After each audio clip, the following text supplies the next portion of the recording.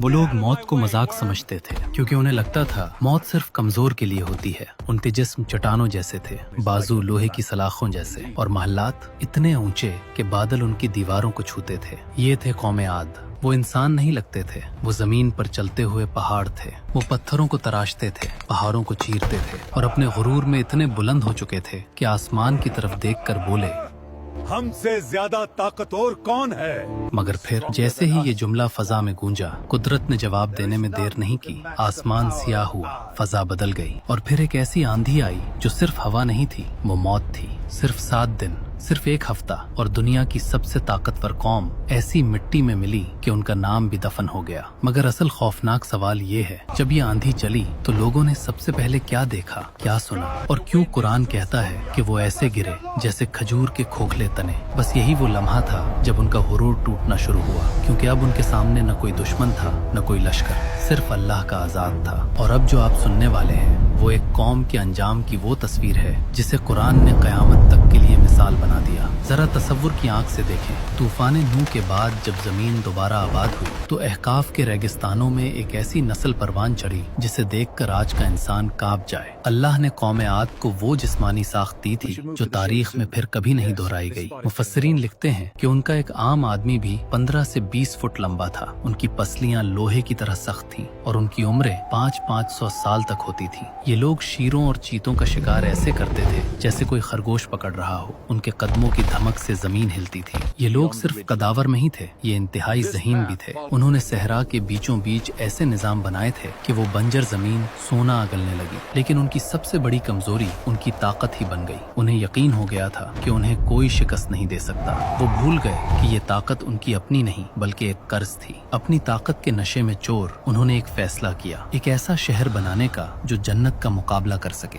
उन्होंने अरम की बुनियाद रखी। कुरान उसे जातुल इमाद कहता है, यानी बड़े सुतूनों वाला शहर। ये कोई मामूली ईंटों का शहर नहीं था। उन्होंने यमन और ओमान के पहाड़ों को काटा और उनके अंदर से संगे मरमर के ब्लॉक्स निकाले। उन्होंने सोने और चांदी का इस्तेमाल ऐसे किया जैसे वो मिट्टी हो। कहा जाता है कि उनके सुतूनों पर हीरे जुड़े होते थे जो रात के वक्त सितारों की तरह चमकते थे। उन्होंने सहरा में नहरें खोदे और बाग लगाए। वो अपने आलीशान तख्तों पर बैठकर नीचे चलने वाले इंसानों को कीड़े मकोड़े समझते थे। वो रास्तों पर ऐसी निशानियां और इमारतें बनाते जिनका कोई मकसद नहीं होता था सिवाय उसके कि आने जाने वालों पर अपनी धाक बिठा सकें। ये शहर उनके तकब्बुर का सबसे बड़ा सबूत था और यही शहर उनका कब्रिस्तान बनने वाला था। जब जुल्म हद से बढ़ गया तो इसी बस्ती में एक तन्हा आवाज गूंजी। ये हजरत हूद अलैहिस्सलाम थे। वो उन्हीं के भाई थे, उन्हीं की तरह ताकतवर, मगर उनका दिल अल्लाह के खौफ से भरा हुआ था। ऐसी मजीद इस्लामी और सबक आमूज वीडियोस के लिए चैनल को सब्सक्राइब कर लें। जरा इस मंजर का तसव्वुर करें। एक तरफ हजारों देव हैकल सरदार जो शराब के नशे में धुत अपने तकब्बुर में गर्क, और उनके सामने एक अकेला शख्स। हूद अलैहिस्सलाम ने उन्हें खबरदार किया, ऐ मेरी कौम, इन पत्थरों की पूजा छोड़ दो। ये महलात तुम्हें नहीं बचाएंगे। अल्लाह से डरो, वरना वो तुम पर ऐसा दिन लाएगा जिसका अजाब तुम सह नहीं सकोगे। कौम का रद्द-ए-अमल क्या था? खौफ नहीं, बल्कि तहकहे। उनके सरदार हंस पड़े और बोले, क्या तुम पागल हो गए हो? हमें अजाब से डराते हो? हमारी फौज देखो, हमारे कल्ले देखो। कौन है जो हमारा कुछ बिगाड़ सके? अगर तुम्हारा रब सच्चा है तो ले आओ वो अजाब जिसकी तुम धमकियां देते हो। उन्होंने अपनी मौत को खुद दावत दी। वो नहीं जानते थे कि उनकी फाइल पर मोहर लग चुकी है। फिर कुदरत का पहला वार हुआ।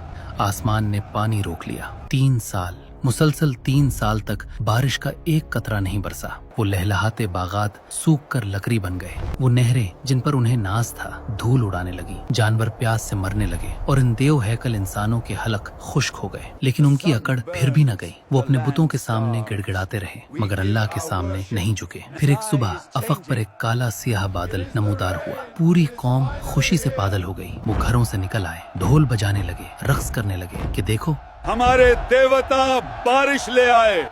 लोग एक दूसरे को मुबारकबाद देने लगे कि अब कहत खत्म हो जाएगा। लेकिन हूद अलैहिस्सलाम ने इस बादल को देखा और उनका रंग जर्द पड़ गया। उन्होंने चीख कर अपनी कौम को आखिरी वार्निंग दी, भागो, ये बारिश नहीं है, ये वो अजाब है जिसे तुम खुद पुकार रहे थे।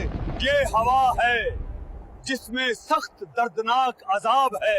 मगर कौम ने कह कहे लगाया और वहीं खड़े रहे। तभी फजा का रंग बदला, बादल फटा मगर पानी नहीं बरसा। इसमें से आग और ठंडक का एक अजीब मिलाप बरसा। कुरान इस हवा को सरसर कहता है, यानी एक ऐसी तेज और चिंगारती हुई आवाज वाली हवा जो कानों के पर्दे फाड़ देती थी। यहाँ एक ऐसी खौफनाक तफसील है जो अक्सर लोग नहीं जानते। ये आंधी कोई आम तूफान नहीं थी जो बाहर चलता और गुजर जाता। मुफस्सिरीन लिखते हैं कि ये हवा बाशऊर थी, यानी उसे हुक्म दिया गया था कि किसे मारना है और किसे छोड़ना है। जब तूफान की शिद्दत बढ़ी तो कौम आद के वो बड़े बड़े सरदार जो कल तक खुदा को चैलेंज कर रहे थे, खौफ के मारे मैदान छोड़कर भागे। उन्होंने सोचा कि उनके मजबूत महलात उन्हें बचा लेंगे। वो अपने किलों के महफूज तरीन तहखानों में घुस गए। उन्होंने लोहे के भारी दरवाजे बंद कर लिए और समझा कि वो अजाब से छुप गए। लेकिन अल्लाह का अजाब दीवारें नहीं देखता। वो हवा उनके महलों के दरवाजे तोड़कर, सीढ़ियां उतरकर उनके खुफिया तहखानों में दाखिल हो गई। जरा इस मंजर की दहशत का अंदाजा लगाएं। अंधेरे तहखाने में जहां बाहर निकलने का कोई रास्ता नहीं और मौत हवा की शक्ल में उनके साथ कैद हो गई। वो हवा उनके नथनों में घुसती, उनके हलक में उतरती और उनका दम घूट देती। वो एक दूसरे से लिपट कर चीखते थे, मगर हवा का शोर इतना था कि कोई किसी की आवाज नहीं सुन सकता था। वो अपनी पनाह गाहों में ही दफन हो गए। उनकी वो टेक्नोलॉजी, वो इंजीनियरिंग जिस पर उन्हें नाज था, वही उनका कब्रिस्तान बन गई। और जो लोग बाहर रह गए उनका हाल तो और भी भयानक था। हवा की रफ्तार इतनी तेज थी